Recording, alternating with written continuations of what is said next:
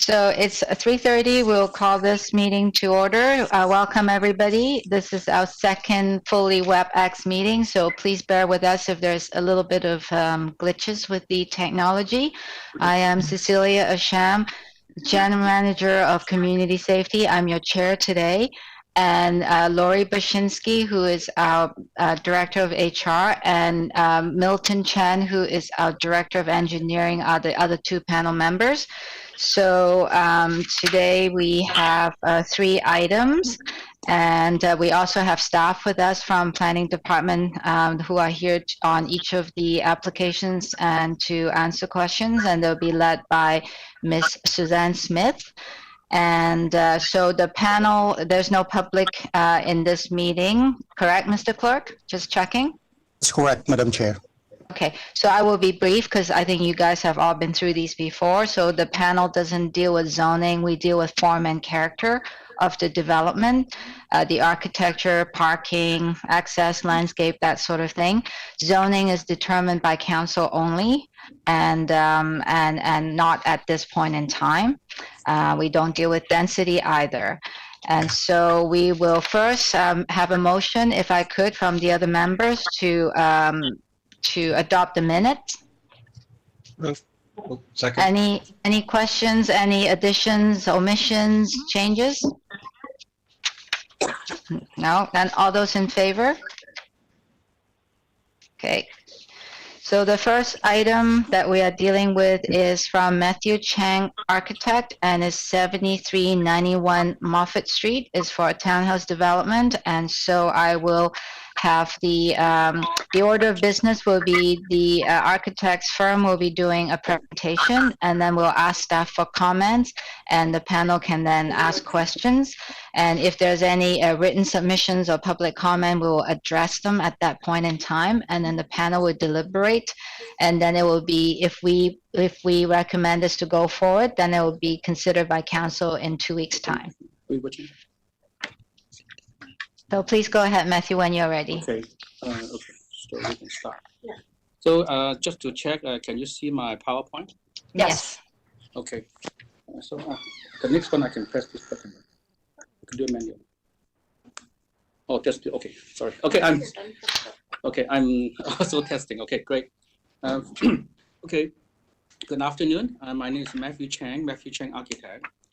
This is a 6-unit townhouse, and the developer is Arking Development Limited. Architect is Matthew Chang Architect Incorporated. Landscape architect is PMG Landscape Architects.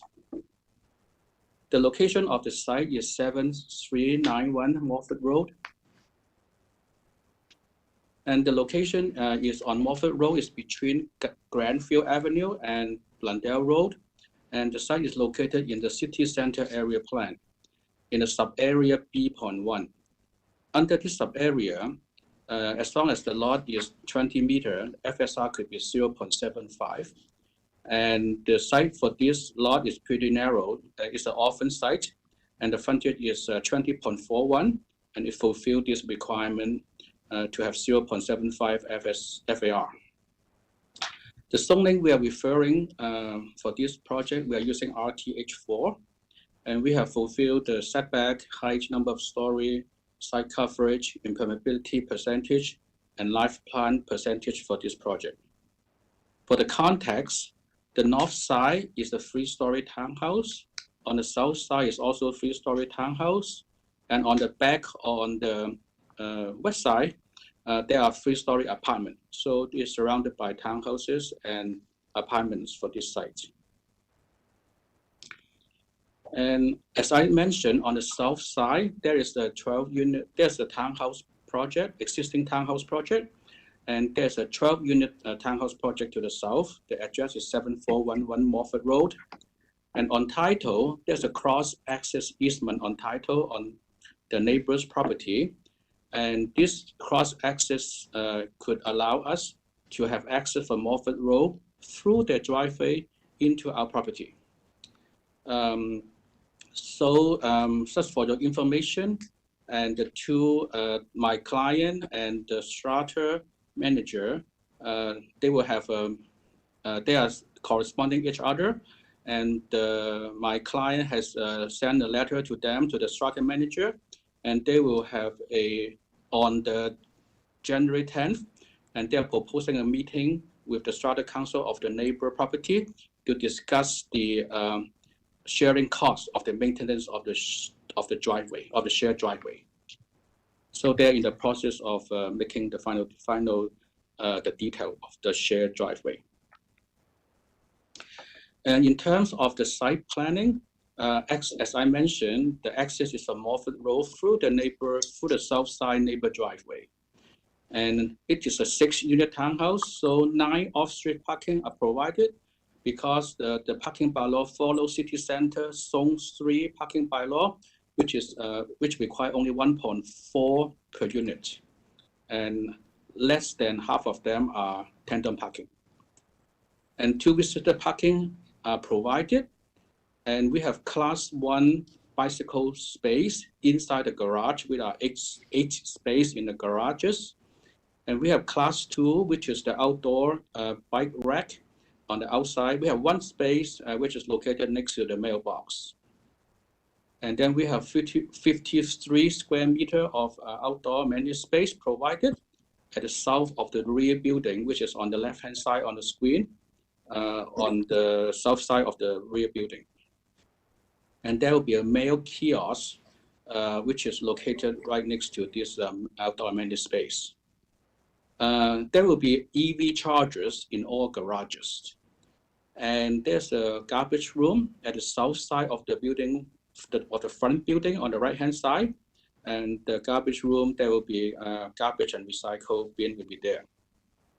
And there's a PMT, plant mount transformer, on the north side of the rear building, which is out of the sight from the street. So it's hidden from the street. So regarding the first level, the ground level plan, we have 4 tandem parking as mentioned, 1 side-by-side parking, and 3 single car parking to make up 9 parking required for these projects. And 3 out of 6 units, we have a recreation room on the ground floor, and which could be open to the front and the rear yard. And unit number 3, which is the front building A, on the north side, and this is the convertible unit, and which is a feature with a future lift, and for the purpose of the accessibility. And the handicap or the accessible bedroom and bathroom is located on the main floor, which is on this level. And on the second floor plan, there will be typical living, dining, kitchen. And there's a 1 bedroom in 2 units, and as you see, the north unit of the building A is the convertible unit. And on the level 3, 4 unit, we have 3 bedroom and 2 bathroom, and 2 unit will be 2 bedroom and 2 bathrooms. Regarding the fire truck access plan, we have fulfilled the 45-meter distance requirement from the fire hydrant to the fire truck, and then maximum 45 meters from the fire truck to every access door of the townhouse units. And they are measured in line parallel to the driveway. In terms of detail of the convertible unit, it is in the north unit of building A. Double car is provided, and which could accommodate handicap vehicle in the future. And the site is fully accessible by handicapped people to the many space, mailbox, and garbage room, everything.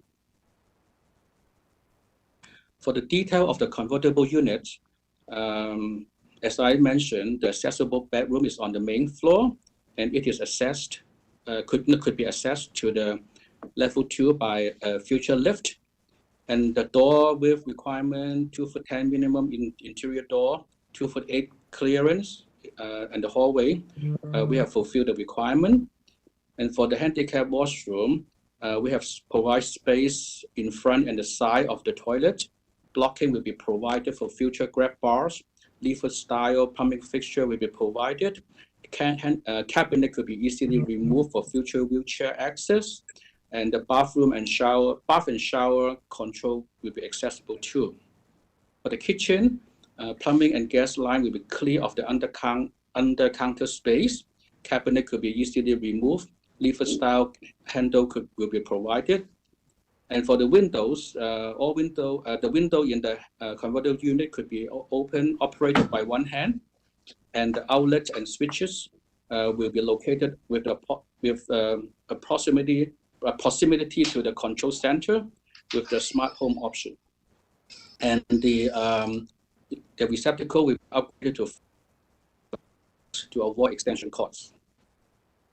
For the sustainability, we will be fulfill the step code 3 as required by the city, and we will have certified energy advisor for this project, and we will feature air source heat pump, and we have already located the future location of the air source heat pump on the site plan, and they will be screened, and the noise will be assessed by the acoustic consultant. And of course, there will be electrical hot water tank, HRV, and we have solar hot water rough-in ready. Regarding water conservation, dual flush toilet will be used, draft tolerant plant will be used. Regarding energy conservation, we will have Energy Star appliances, LED lighting, electric car charging, programmable thermostat motion sensor light in powder room, and master en-suites, and low-E glass windows. For the building material, we will have renewable material in wood and brick. We are using local building materials and durable building material like hardy board and brick, and etc. Regarding waste reduction, we will have 3-stream waste bin for construction. We will have compost bin in the kitchen, and garbage and recycle bin in garages. Regarding health and air quality, we will retain and plant tree in the perimeter, and we are using the low volatile organic compound, paint, adhesive, and flooring. Regarding the streetscape, for this picture, on the right-hand side, it is our proposal, a proposed townhouse. On the left-hand side, it is the existing 12-unit townhouse. So we try to make the architectural design complement each other, but a little bit different to have their own character. Further detail of the form and character, we are using traditional craftsman style design. And as I mentioned, complement and different from the townhouse to the south. And we will have a high slope roof, gables, window projection, heavy window trim, siding, and facing bricks. And we'll have different color of the entry door and coordinated bay window, entry porch on the east and west elevations. And it will be accent with dark window frame, entry porch, glass railing, and front doors. So this is the rendering is from the north and south side, looking from the front. And the next, this picture showing the rendering from the rear unit. And you can see that we are using also high quality at the rear elevation as the front, the same quality as the front elevation. Regarding the material, we are using fiber cement lap siding, and also fiber cement shingle, straight edge shingles, facing brick, asphalt shingle as roofing material, gutter and downpipe in coordinated beige color, fascia board in beige color, window and front door in charcoal color, and garage door and railing in gray color. So this is the some elevation for the front building. This is the elevation of the back building. And this is the 3D massing looking from the southeast corner. And this is looking from the rear of the building. So I think this ends the architectural portion, and I leave to landscape architect for the landscape presentation. Denisa. Hello, everybody. My name is Denitsa. PMG. So if you want Sorry. to move the slide, just let me know. Then you say. This is okay at this moment. Mhm. Good afternoon, everybody. Landscape design for this project are proposing private yards for each unit, and it includes shade tree, small patio, lawn area, and privacy from adjacent properties have been created with 6 feet wood fence.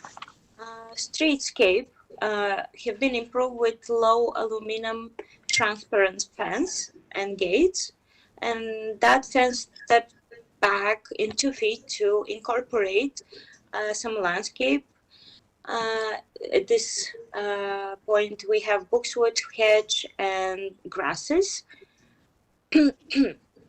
Sorry, no trees have been proposed in right-of-way corridor along west property line, and we are providing a small play area in southwest corner. We're providing play equipment which propose different play opportunities like imaginative, physical, some motor skills like climbing, balancing. There is a bench and bike rack proposed nearby, mail kiosk, and we're providing permeable pavers for entire internal driveway and for visitor parking spots. Pardon me, is there a landscape plan that shows more detail the landscaping area? I have one in the package. Can you put that? Thank you.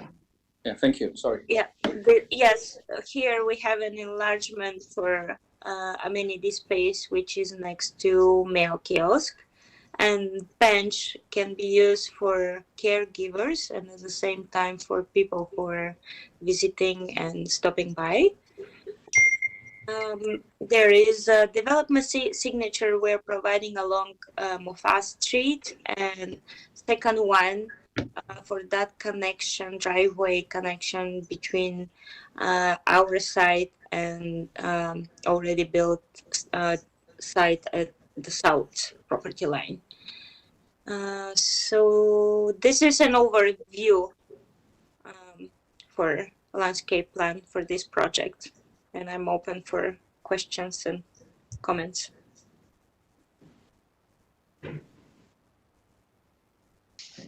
And maybe we'll hear from the staff first, and then the panel can ask questions.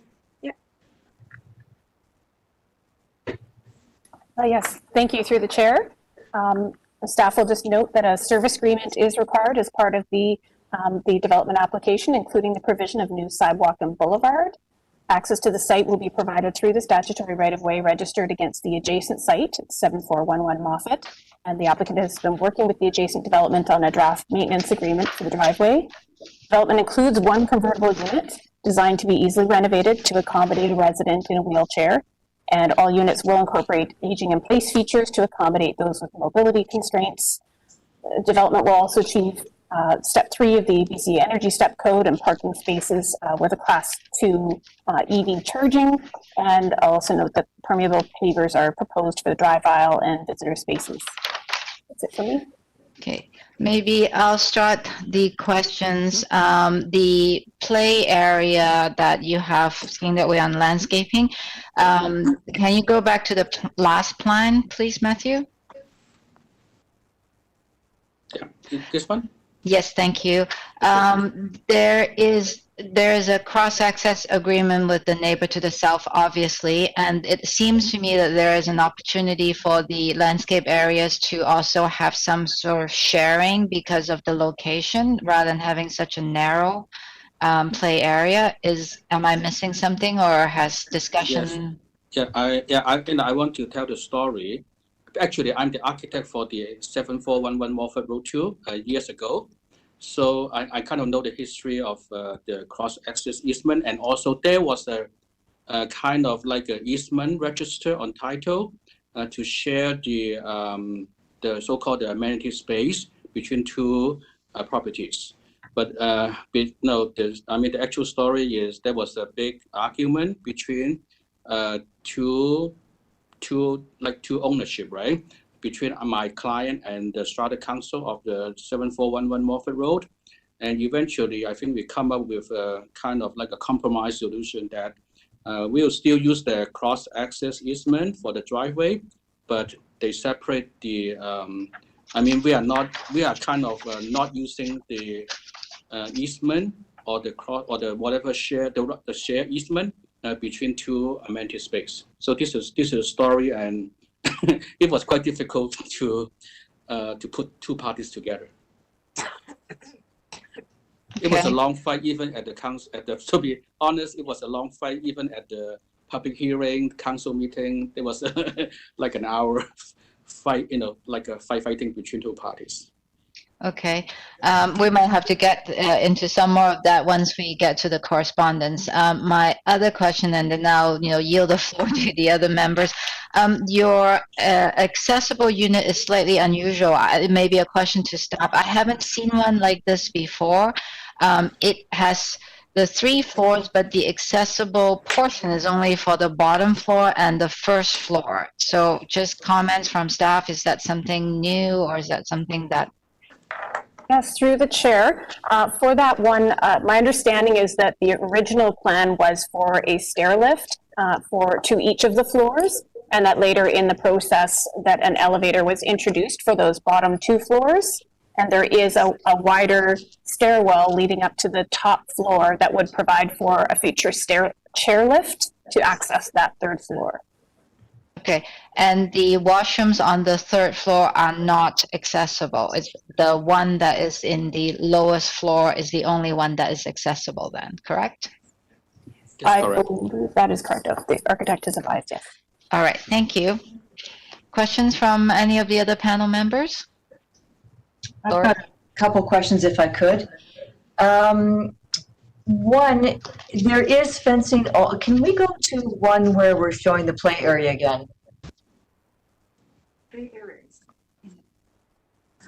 Let's skip this one. No, next that one. Yeah, this one here.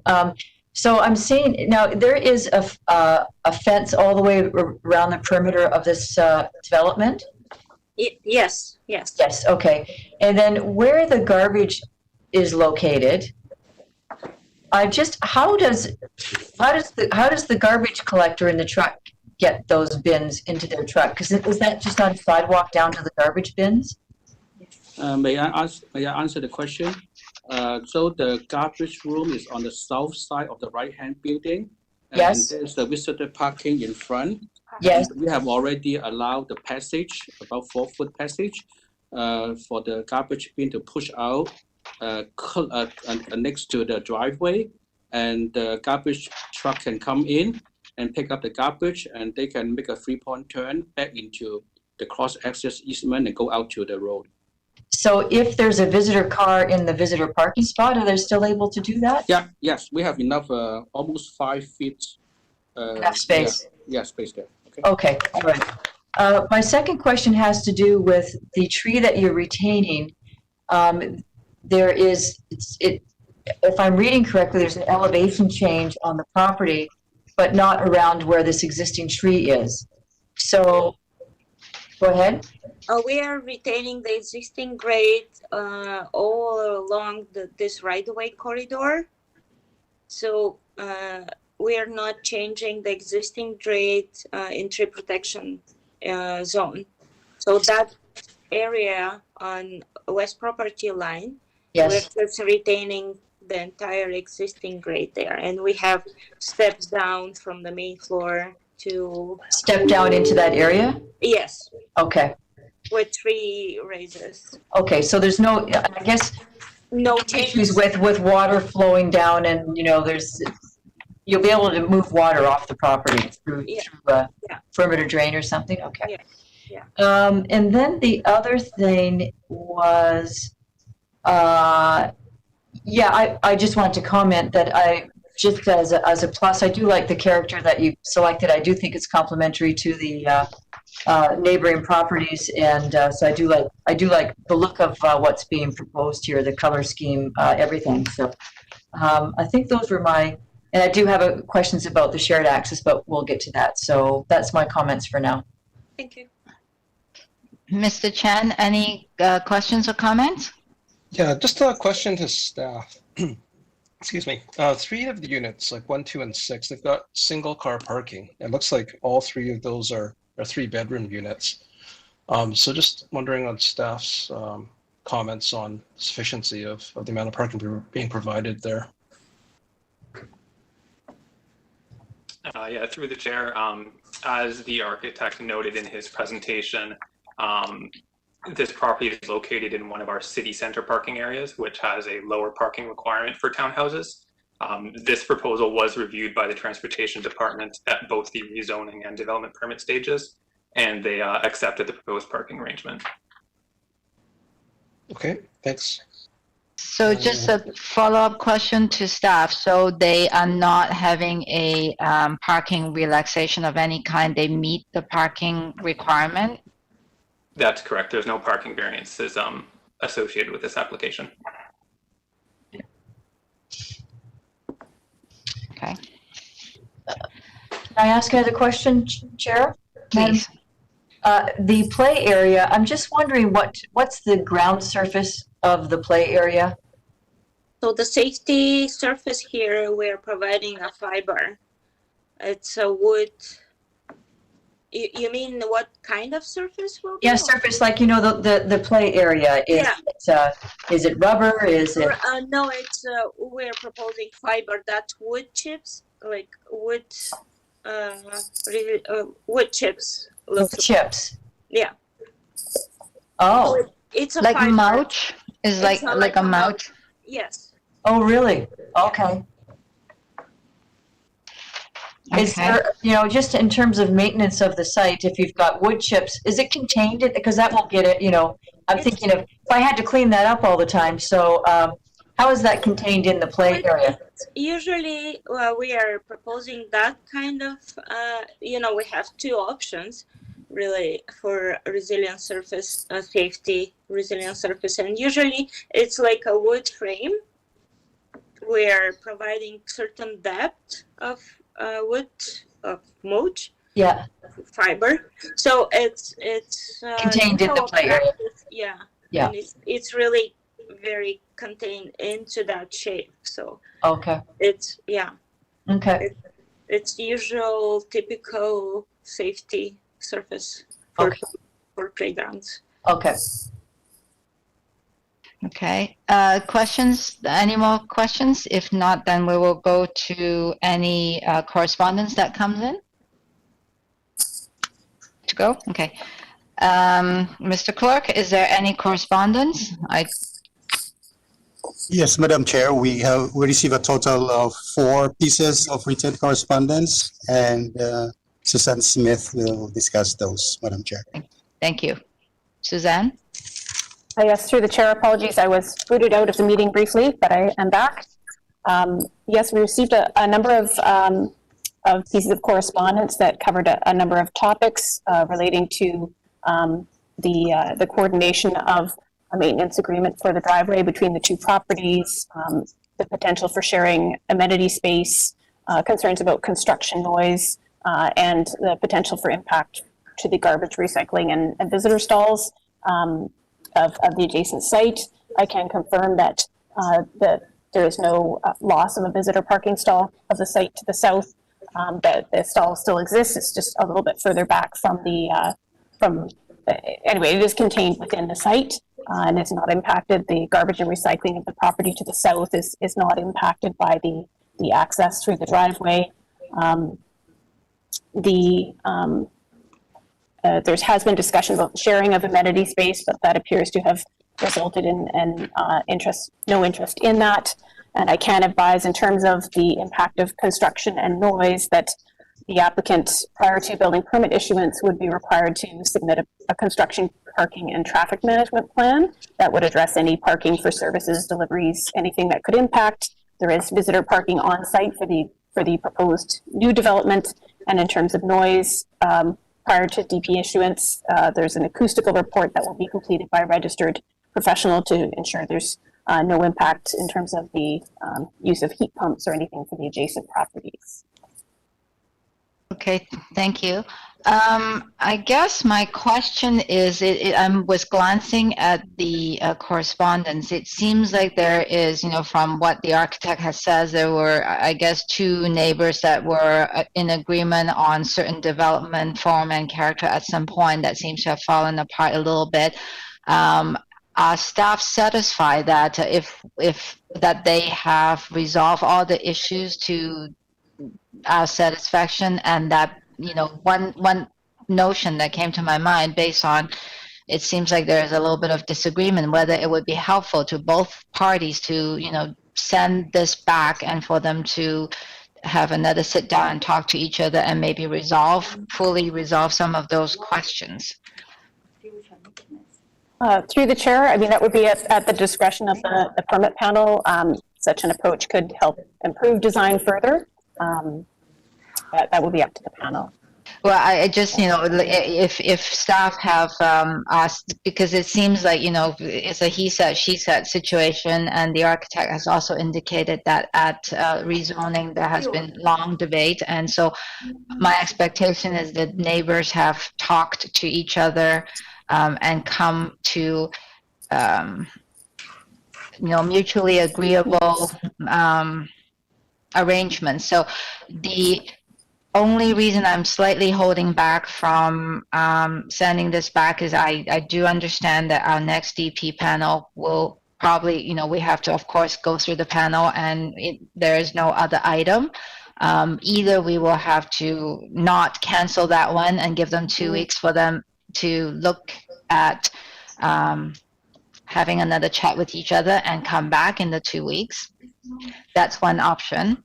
So I guess I am open to the other panel members to, voice their comments on that. Thank you, Madam Chair. My question to staff is, if they can't reach an agreement on this access, like what happens? What happens to this situation? I mean, this agreement is required, is it not? Through the chair, yes. It is necessary to have a plan in place for the shared use of that space and how it will be maintained over time. Ultimately, the access to it has been secured through that statutory right-of-way, so there is the legal ability to, but I think staff have always approached it with the viewpoint that without having that longer-term maintenance agreement in place and secured, that we try to wrap that up for sure before solidifying and the issuance of the DP. Right. Can I ask the applicant how far, I think in the presentation you're close to getting an agreement. How close are you to getting an agreement with this? I think there's only one issue, which is the maintenance of the driveway. And I think they have discussing about like the proportion of the sharing of the cost, like 50-50, 70-30 or whatever, right? They are down to this kind of detail. So I think they will make a deal pretty soon.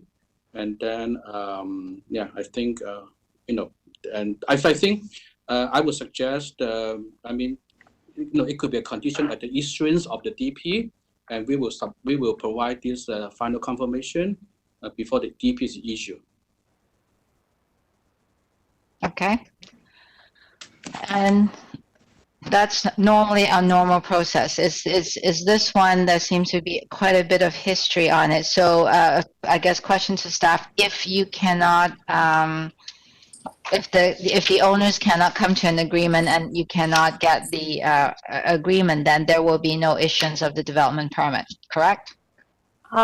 Through the chair, that's correct. I suppose it could be considered by council in terms of that as the remaining outstanding item for them to determine whether they wanted to accept that moving forward. Okay, so in that case, being that there's the design itself as far as the way it looks, I think I agree with Ms. Bashinsky. I think it's something that fits into the neighborhood. and they have done what they need to do in order to save the tree in the back. It is unusual to have 3-bedroom units with only one parking space per unit, but again, I do understand that it's a city center or closer to city center area, and they do meet the parking requirement and has the support of the transportation department. So with that, I think I am going to move to take this project forward to council. So if I could have move that recommendation, and then we can have a vote on it. Move the recommendation. I'm sorry, Mr. Chen, you have to use the voice. I can't see you both in the same. Okay. Second. Yeah, thank you. Matthew, maybe if you could take down the presentation, stop sharing, then it's easier for me to see. Okay, 1 second. Thank you. I want to close the sharing. 'Cause I can't see the hands too for the vote. Sorry, we are new to this system. Yeah, we are all. 15 seconds. Okay, now it's done. Okay, great. Okay, perfect. So all those in favor of moving it forward? Okay. All right. So I guess we are moving this one forward. Thank you, Matthew. Thank you, everybody. Thank you. Okay. So I'll give, thank you. Mr. Clerk, is the second item, are the applicants on with us already? Yes, the applicant is already present, Madam Chair, Thank you. and we will be asking Evangel to share his presentation. Okay. We'll just give that a moment. Yep.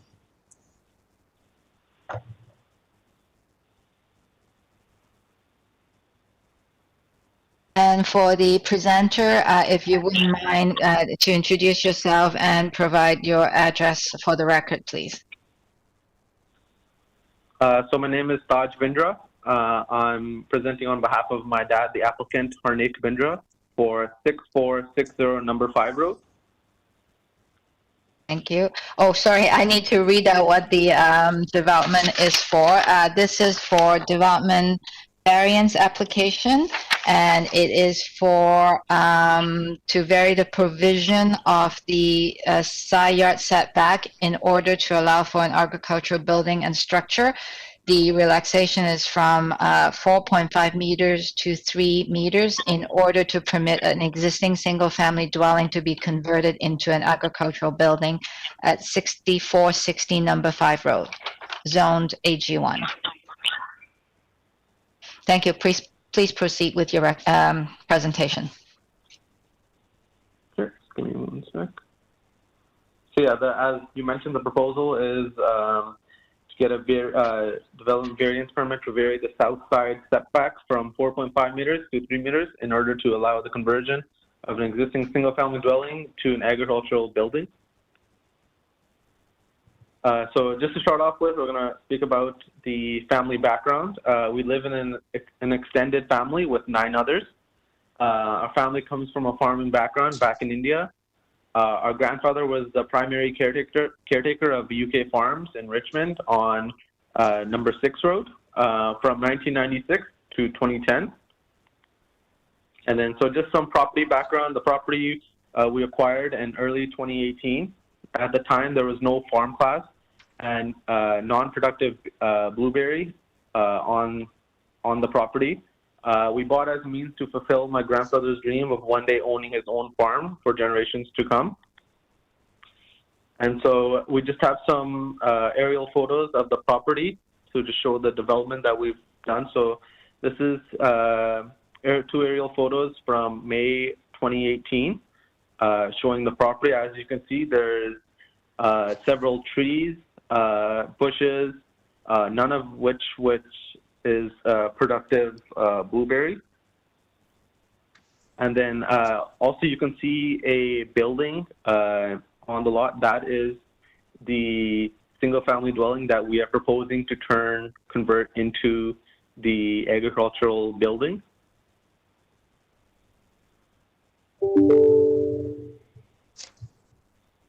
And then on the next slide, we have a photo from 2019 November. As you can now see, there's two buildings on the property. We have the newly constructed building on the left side for myself and my family members, and then on the right side you can see the single-family dwelling being converted into a agricultural building. There is a bit of an overlap you can see on the left side of the house.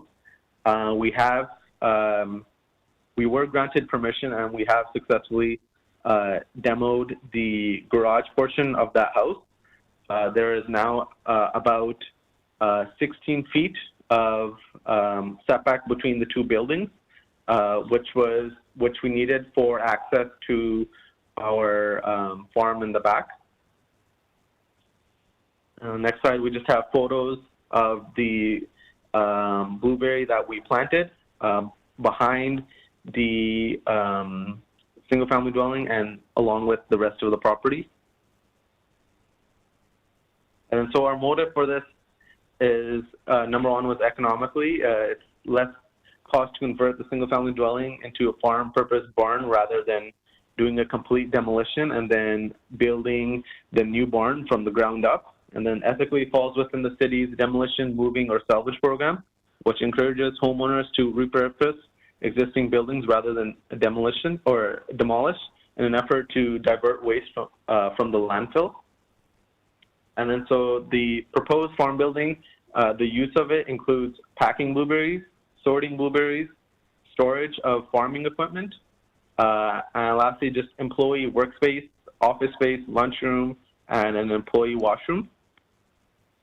And so here's a close-up photo of the building, and then on the right side is our proposal as to how we're going to change the face of the building. So some of the retrofits that we're doing on the building include capping off plumbing and moving all washrooms in the building, with the exception of the one employee bathroom on the main floor. The removal of dormers, windows, and then an addition of a garage door on the face of the building. The purpose of this would just be to give the building a more barn look, just to satisfy the public and to not have questions raised as to what we're doing with the building. And then lastly, just moving all walls that are not structurally required, which include taking down washrooms and closets. And then in conclusion, just to summarize, we're asking for a setback, change of setback from 4.5 meters to 3 meters. We've developed the property into a productive blueberry farm, which once didn't have blueberry or farm status, which now does as of last year. And then the need of the farm purpose building to carry out the operations of running the farm. We're doing the necessary retrofits, which will be completed for the conversion from both the exterior and interior of the building. And we're hoping that a projected completion of the project is May or June of this year, right before blueberry season. And with that, that concludes my presentation. Thank you very much. Is there a staff comment that staff would like to make on this project? Yes, through the chair. As mentioned by the applicant, that the retention and renovation of the existing residential building into an agricultural building supports ongoing farm operations and also supports the city's demolition and salvage program to try and reduce the amount of waste going to the landfill. In addition, the conversion of the building from residential to an agricultural building and agricultural uses will be secured through a legal agreement as a condition of the development permit issuance. There's no change or impact to any of the portion of the site that is designated environmentally sensitive. And as the applicant also noted, there is one variance associated with the application for the interior side yard to be reduced from 4.5 meters to 3 meters. And as you'll note in the application package, there are letters of support from the adjacent neighbors, both to the north and to the south. Thank you. Thank you. I just have a couple of clarification questions. So I'm assuming that the 3 meter setback is an existing setback, nothing is being added or moved. Okay, thank you. And on the plan side, do not see any stairs going to the upper floor. Is that you're still using the upper floor for storage, and how are you going to get there? We are keeping the stairs. I'm not sure if it was updated on the architectural drawings on here, but we are retaining the stairs that are in the building just for access to the top floor. Thank you. It's not on the set of drawings that I'm looking at. That's why I was curious to ask. I have two floor plans, but no stairs. So thank you. Okay. Questions from any of the other members? Just one question, Madam Chair. About the second floor, is the whole second floor staying, or is just you're removing some of it? Because you've got the big barn door going in there now, right? So will a portion of the second floor be, like, we'll just go from first to the top, or there will always be 2 floors, if you know what I'm trying to describe? So there will be 2 floors. We got the advice from our structural engineer, and he says the top floor and the top the walls have to remain. The only ones that can be removed are walls like the closets and the 2 washrooms that are upstairs as well. That's it. Yeah. Yeah. And Mr. Chen, I saw your hand up as oh, sorry, Ms. Wyszynski, do you have No, that's good. Yeah. Thank you. Mr. Chan? Yeah, just one quick clarification question to staff. If this building wasn't here, the size and so on, the variance notwithstanding, that's all in line with what would be allowed as a secondary farm building? Through the chair. Sorry, could you just repeat that question? Like, if this existing building wasn't here and they were asking to put in a secondary building, everything would be in line with what the city allows? Through the chair, actually, I'll just ask if Mr. D'Souza is able to comment on that. Sure. Through the chair to Mr. Chen, that's correct. So the proposal is consistent with the existing zoning on the site, AG1.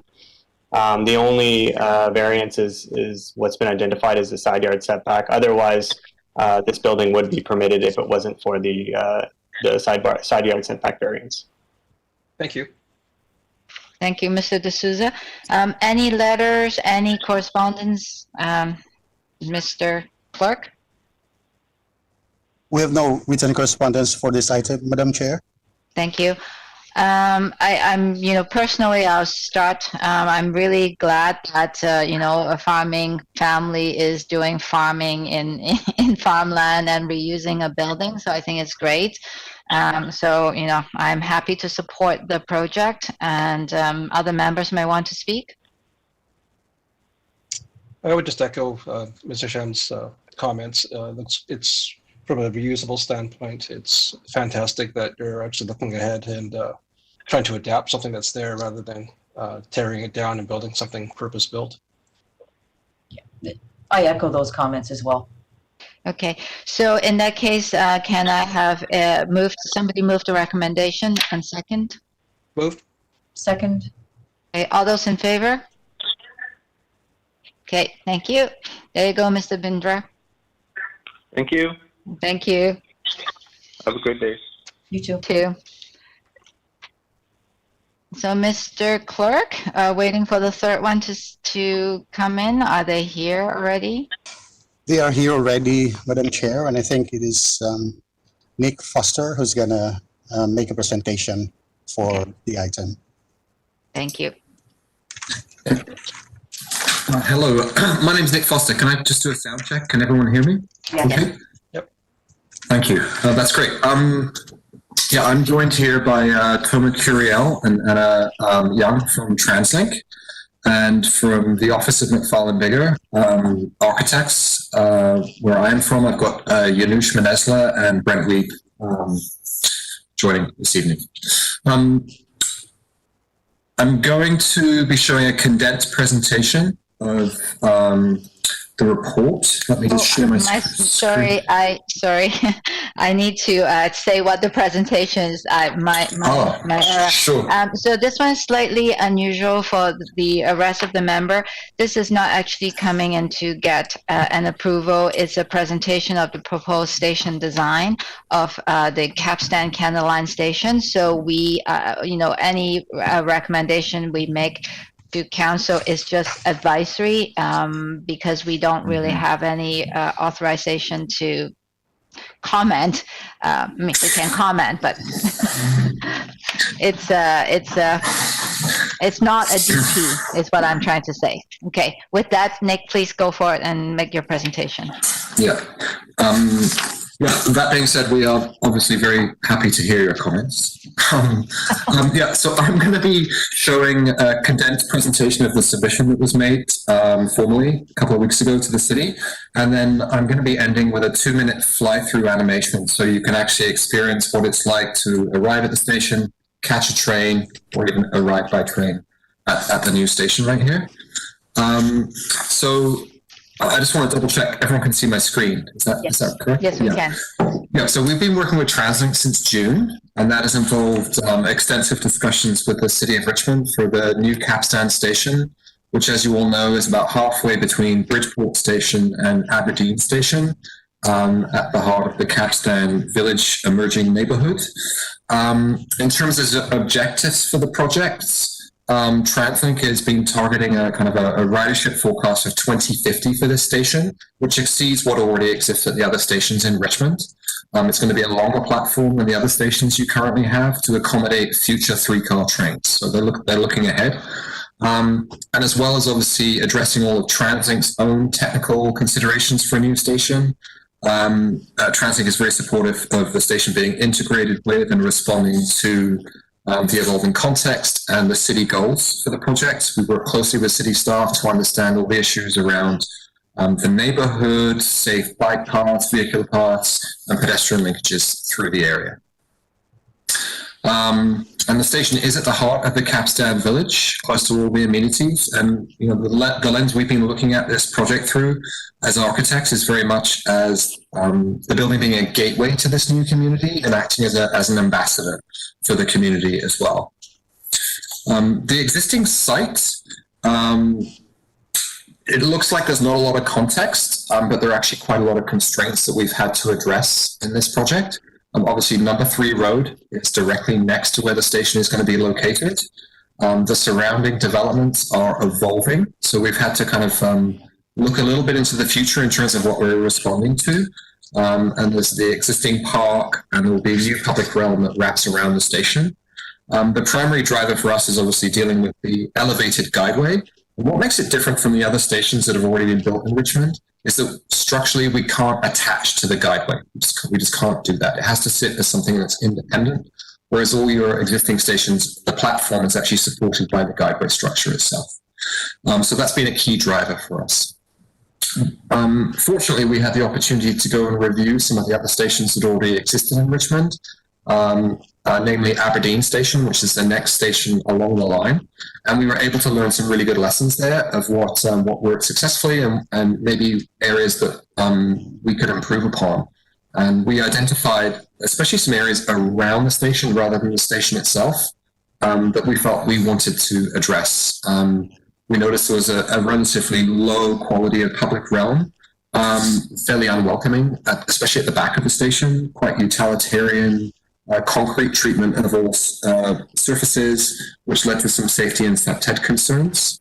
And the other key constraints is that the station is right on the street. You can see there in the bottom left photo just how close it is and how that really restricts the bike path to not being a very safe situation. And there's this crash barrier which has been attached to the building. We really wanted to dramatically improve on this to improve the experience of people using the station. The other thing we noted that there was quite a pinch point and a bit of a wind tunnel between the station and the existing commercial development at Aberdeen Mall. So we wanted to make sure our station, rather than just kind of picking up and replicating Aberdeen Station, we wanted a station that really responded to the constraints in the context.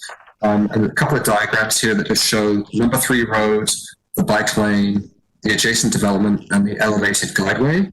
And the first constraint we had was all our structure had to exist a certain distance away from the existing guideway for piling, which was a key constraint.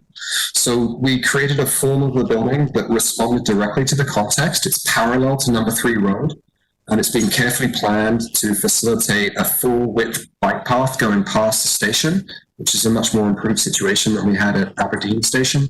And also at the same time being parallel from the adjacent development, which is under construction right now, to try and maximize the public realm width between those two buildings, which opens up to the park area.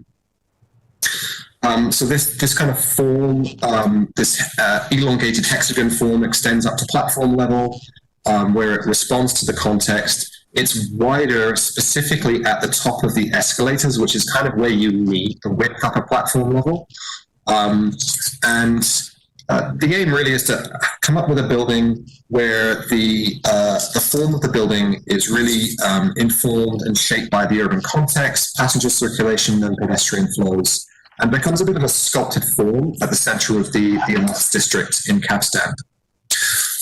Here we have a site plan.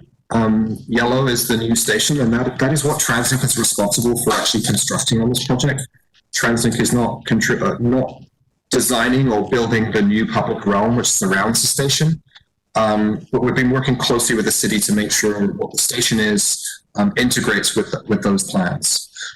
So you can see here with these little circles, these are all new bus stops that will be provided. Station entrance has good access to where the bus stop is on number 3 road and just around the corner here. It indicates the bike path that we've been able to route around the station. So there's a full width raised bike path as opposed to the bike path at Aberdeen, which was on the road. And then there's a bit of speculation here as to the pedestrian movements of people arriving at the station in the light blue lines. And one of the key considerations is this crossing over number 3 road that comes around the park side of the station and wraps around. The station form is intentionally quite sculpted. We've made sure the back of the building or the park side of the building doesn't have any of those inset corners that Aberdeen had to resolve some of the sected issues. The station does have some vehicle needs in terms of there's a private road over here on the right-hand side, which is where the primary kind of delivery parking for staff that are working in the station would occur.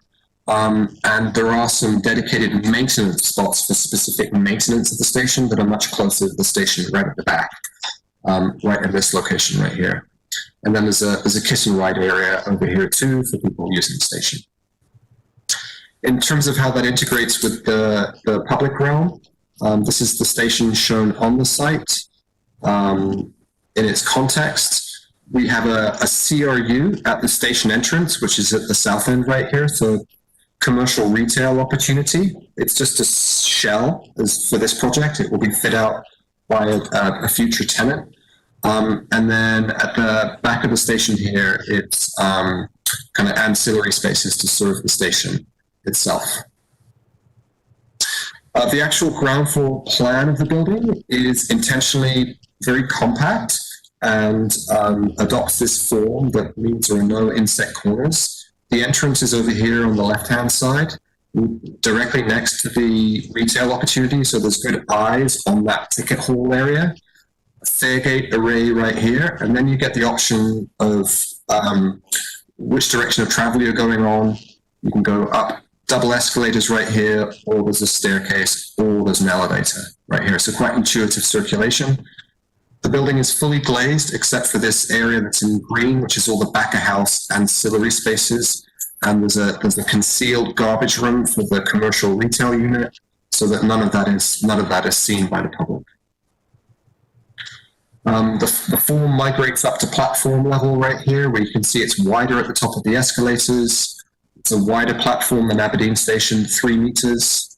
The difference with Aberdeen to this station is that because it's a longer platform, we need more exiting capacity, which is why we've had to stagger the stairs and the escalators the way they are.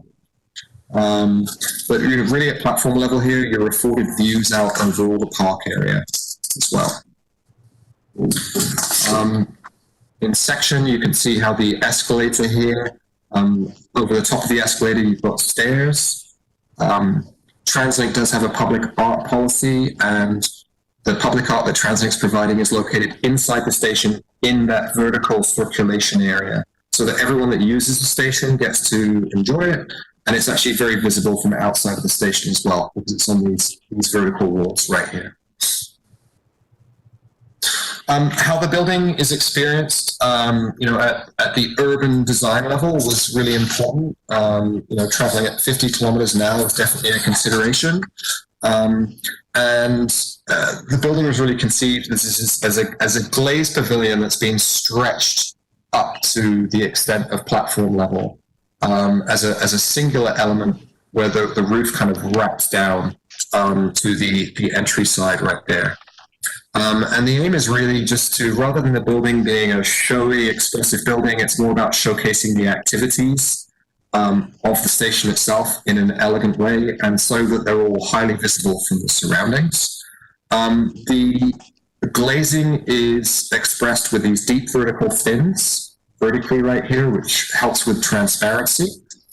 The back of the station here, where it addresses the park, is being really carefully considered to improve on the situation at Aberdeen, where it was all concrete and not very pleasant, where we have a very polished, light-colored metal panel soffit that creates this outside space that potentially has opportunity for public art. And we've got this heavy timber roof up here so that the warmth of the platform really can infuse down into the public realm. The entrance side of the station right here, up the south side, the building is experienced as a single-story element where you've got the commercial retail unit on the left-hand side of the entry, and then you enter in and go up to the platform level right here. The wood kind of infuses this warmth into the public realm, and the building really is intentionally kind of quiet to turn down the volume so that it doesn't compete with the activities around the area. It's intended to be kind of a timeless material palette. This image highlights the adjacent park and this key crossing over number 3 road that exists. And this area here has been a little bit challenging in that we've had to balance the vehicle needs and maintenance access to the station with this pedestrian realm. The structure here that supports the platform is independent, because obviously the platform extends over this area. And we've made sure that the design lines of the crosswalk and the public realm are maintained. This metal panel kind of wraps up in a sculpted fashion on the underside of the soffit to give it a very clean appearance that can be softly uplit. And working with the city staff, it was acknowledged that this area presented a really good opportunity to showcase public art, or temporary public art. And that's something that the city was keen on and TransLink is supportive of, where this area at the back here can become this key nexus where people are passing through, to be an area where this back of the station is animated with public art. And these images here just represent some examples that we work with the city of Richmond to identify that could just be suggestive of the sorts of animation that could occur at the back of the station there on the park side, and very visible from number 3 road. So they could either be things that start to animate the space after dark, or during the daytime. It could be things that people interact with. And TransLink's agreed that on that structure that supports the platform to provide fixing points, conduits, data, those sorts of things to facilitate a variety of public art that would be managed by the city of Richmond and led by the city of Richmond. And then here is the view from number 3 road. You see the commercial retail unit right there, which kind of animates the entrance space. It's all brightly lit and all the activities are very visible from the outside. I do have a animation here. Do you want to point out the public art space, that view as well? Sure, yeah. The public art is actually in this area right here of the staircases. And in the animation, actually, that's a good point, Summer.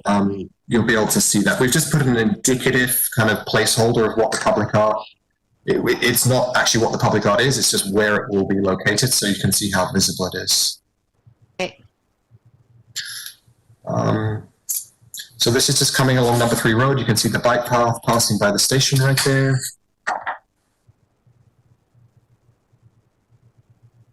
And then there is the crosswalk that comes over number 3 road, which we see as being, you know, it's going to be well used.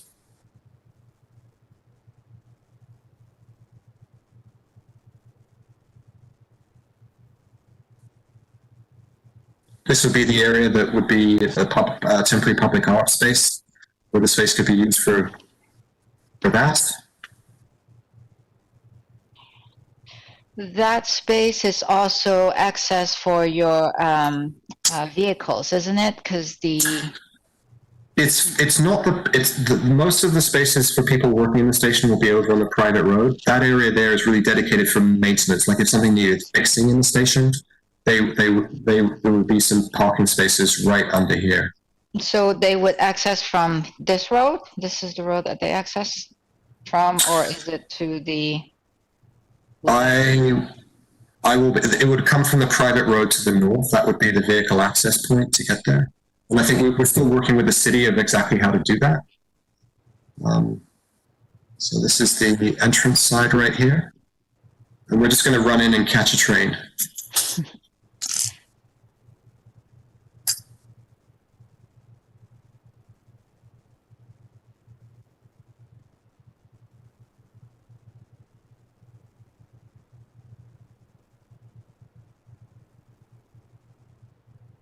This is the primary route that people would use. This would be the side of the platform you go to downtown Vancouver. You can see you get great views out over the park here.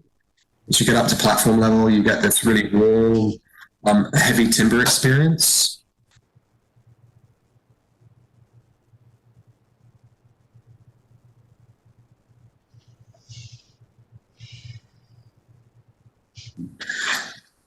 And now we jump across the track.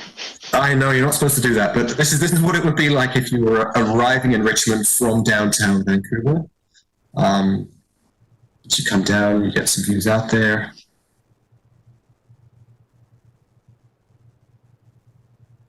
This is where the elevators come down in the main concourse, and then as you come out, you've got that commercial retail unit on the right-hand side there. And then as you exit the station, you're directly in front of the buses, which is, you know, that's ideal. And that's the end of our presentation. Thank you. Appreciate that. Maybe we'll have staff comment on the, because I see that in the report, staff has some comments and requests as they worded it for 4 areas that they would like to continue working on with TransLink. So maybe Ms. Carter or Suzanne Smith, either of the Suzannes can walk us through them.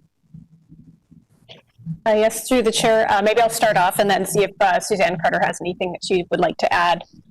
In conjunction with the agreement between TransLink and the City of Richmond, the station is subject to an alternative design review process called the DAP process, Design Advisory Process, in which the city provides advice to TransLink as part of that process. Just to clarify, the scope of this particular project is the station itself, the design and construction of the transit plaza and other public realm spaces and features that surround, including the kiss and ride, parking, loading, and services will be outside of TransLink's scope, but will be addressed through, in conjunction with fronting developments and so forth through servicing agreements and public art processes. A quick note on that. In terms of the memo, there are a couple of items that were identified for further design development, including the north side activation of the north side of the building was sort of highlighted as something that could potentially have some additional design review, as well as consideration of bird strike mitigation in terms of the effectiveness of the building design for that, and the continued coordination on items related to service use mitigation, which includes, how service vehicles move in and around that site, as well as the public realm, just continuing to coordinate along those lines. Perhaps I'll put it out to Suzanne Carter in case you have any additional items you want to highlight. Through the chair, so I think that Suzanne covered most of it. We have done a lot of work with TransLink and the design team, and I think that we've made a lot of great progress on it. Some of the things that Suzanne Smith was just outlining, especially the ones to do with the north side activation, is really just making sure that as we move forward from this conceptual design stage to their building permit stage, that some of the high level discussions that we've had about how the details of the station can be designed to help to support some of the public art opportunities that Nick Foster was describing. We need to make sure that they're going to work properly, but also we need to understand how they're going to be managed and operated so that we've got a good working relationship with TransLink and it's a good manageable situation going forward. Likewise, the same thing with the service vehicles. We don't have enough to their uses, or we just want to make sure that once we've all done this great design in here, that then the people that are actually going to be operating the commercial unit and so on are going to understand how they actually need to operate, so that we don't end up with garbage trucks or garbage cans arriving in the middle of busy Saturday afternoons at the plaza. Yeah, so generally that, and then advisory design panel did raise the question to do with bird strikes. So I think the staff are just looking for a bit more information on TransLink's experience at other stations, whether they actually have had an issue, and if so, we would be encouraging them to take some proactive measures in the design of the station in order to avoid future problems. Yeah. Thank you. I actually have a question to staff. I know for the other stations, one of the key concerns that has gone to council from the public is the lack of washrooms. I see that there's no washroom built into the station, but there is washroom close by. So that washroom is secure through a separate development and is accessible to the public, as it with exterior door that they don't have to access through the development only when the development is open, and so on and so forth? Yes, so through the Concord Galleria project, when it went through the rezoning process, there was an agreement with Concord that they would provide 2 accessible washrooms that would face onto the south side of the park. So they are roughly midway along Concord's frontage, basically facing onto the children's playground that exists currently in the park. So within an easy walking distance of the transit station. Yes, and so that's been understood to be a reasonable way to accommodate the needs of all the people in the area, as opposed to focusing on the transit riders. And the maintenance of the washrooms are city responsibility or Concord's responsibility? Concord would be responsible for that. Well, the owner of Concord Galleria, whoever that ultimately ends up being, they would have the ongoing responsibility for maintenance of the washrooms. Thank you. And this may just be the graphics, the kiss and ride area where the parking spaces are, and there is no way that somebody could think that, oh, I'll drive my loved one straight to the station by coming across that service road, right? There's bollards and stuff like that. I mean, you know, there's you can't, like, the Canada line, like right there, there seems to be 3 parking spaces or something, right?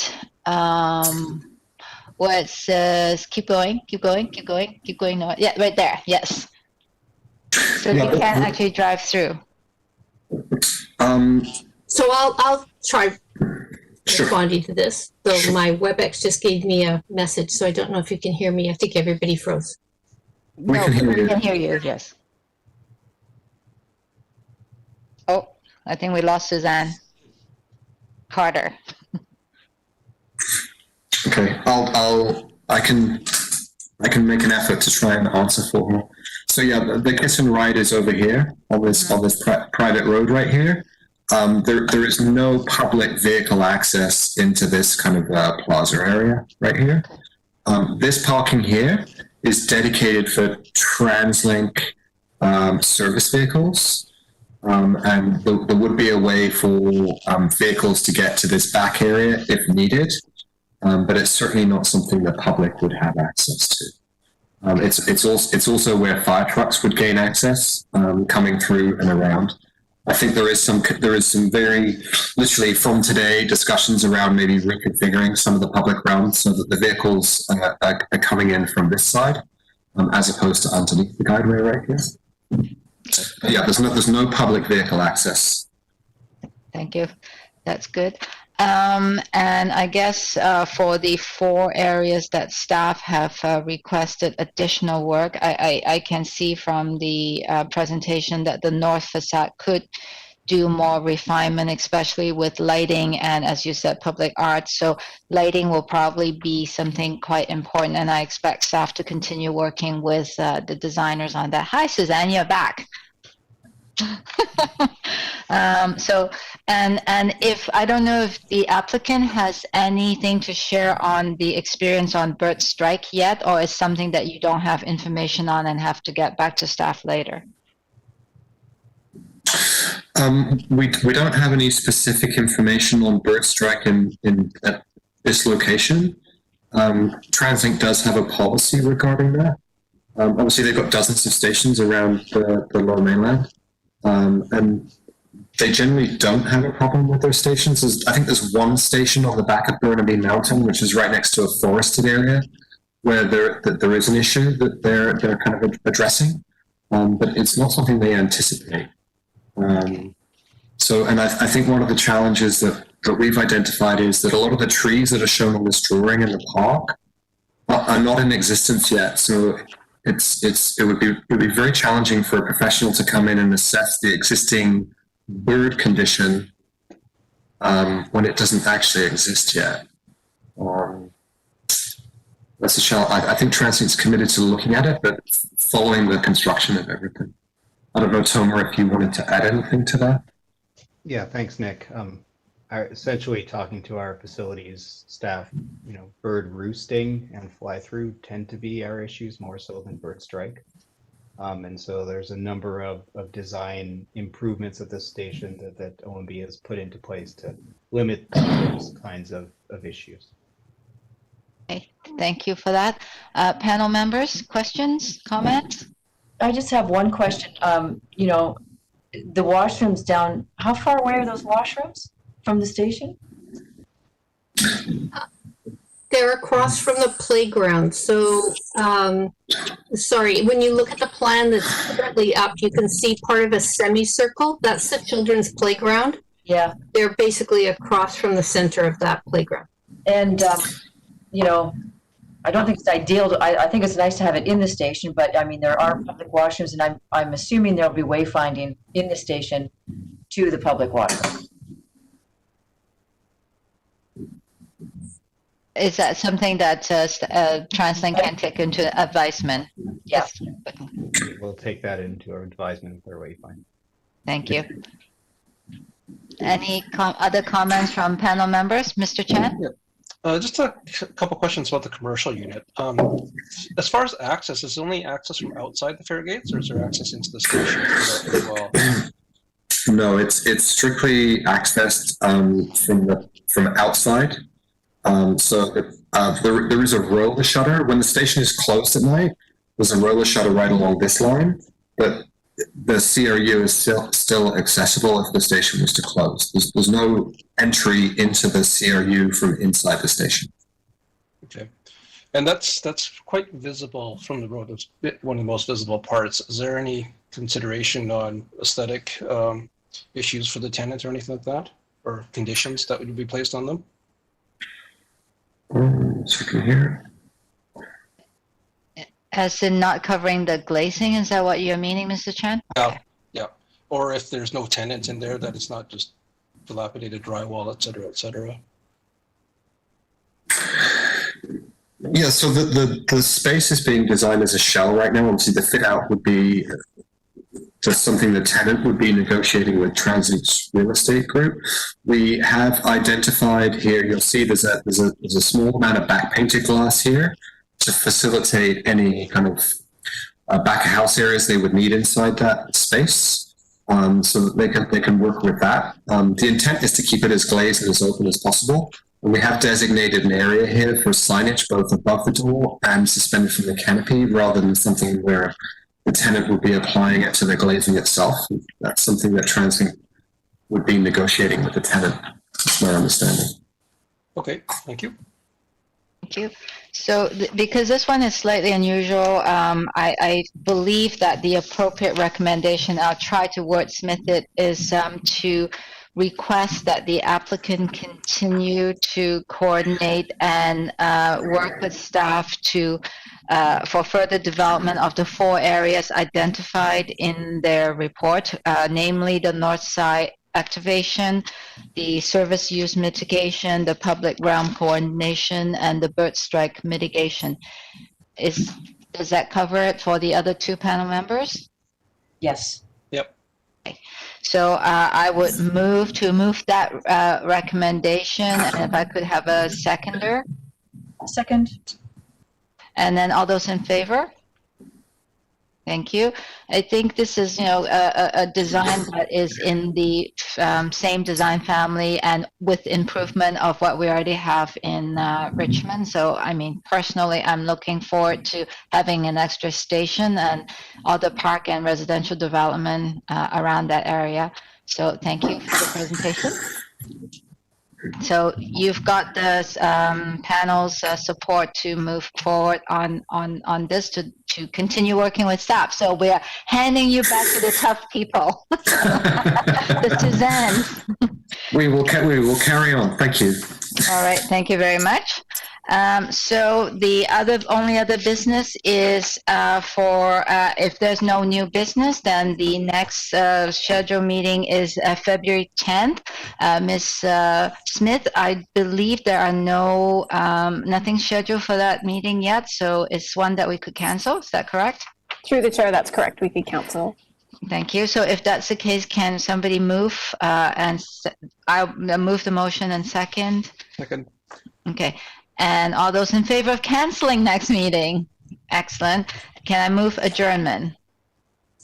So moved. Thank you. Thank you, everybody. Thanks.